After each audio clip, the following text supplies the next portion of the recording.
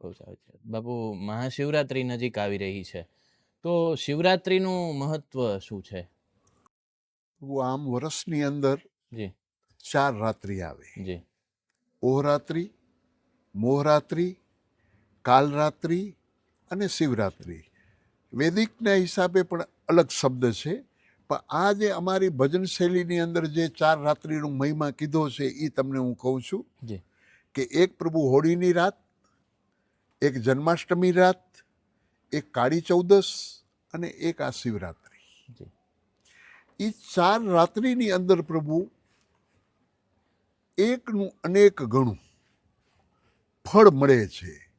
એવું પ્રભુ અમારા ગુરુમુખીઓ, સાધુ સંતો, વડીલો એના પાસેથી સાંભળ્યું છે, અને એ પ્રમાણે અમે પ્રભુ એને ગુરુનો વાક્ય એટલે પ્રભુ ધ્યાન મૂલમ ગુરુ મૂર્તિ, પૂજા મૂલમ ગુરુપદમ, મંત્ર મૂલમ ગુરુ વાક્ય.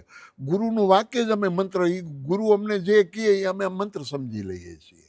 એટલે એમણે જે ગુરુમુખી વાણીની અંદર જે કીધેલું છે ગુરુઓએ કે આ ચીજની અંદર આવું થાય, આ ચીજની અંદર આવું થાય, એટલે પ્રભુ આ 4 રાત્રિનો જે મહિમા છે એની અંદર એક શિવરાત્રિ છે.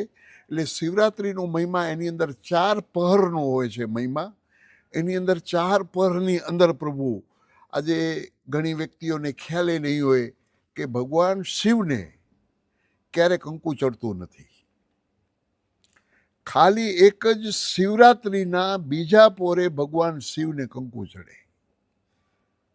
કેમ કે ભગવાન શિવ છે એ અર્ધનારેશ્વર છે, કે જ્યારે પૃથ્વીનો પ્રભુ પૃથ્વીની ઉત્પત્તિમાંથી જ જ્યારે ચિત થઈ કે શૂન્ય શૂન્ય સે મહાશૂન, મહાશૂન સે અલીલ, અલીલ સે તેજ, તેજ સે પ્રકાશ, પ્રકાશ સે પ્રકૃતિ, પ્રકૃતિ સે શક્તિ और શક્તિ સે 3 પુરુષ બ્રહ્મા, વિષ્ણુ અને મહેશ. જેને આપણે કહીએ બ્રહ્મા, વિષ્ણુ ને મહેશ, જે આ પૃથ્વીનું સર્જન કર્યું, પૃથ્વીનું પ્રભુ સંચાલન કર્યું અને પૃથ્વીનો સહાર કર્યું, જેને આપણે આપણી ભાષાની અંદર સંસ્કૃત ભાષામાં જેને કહીએ ભગવાન. શું કહીએ? ભગવાન. હવે ભગવાન એટલે શું? ભ એટલે ભૂમિ, ગ એટલે ગગન, વા એટલે વાયુ, અ એટલે અગ્નિ અને ન એટલે નીર. એને કહેવાય ભગવાન.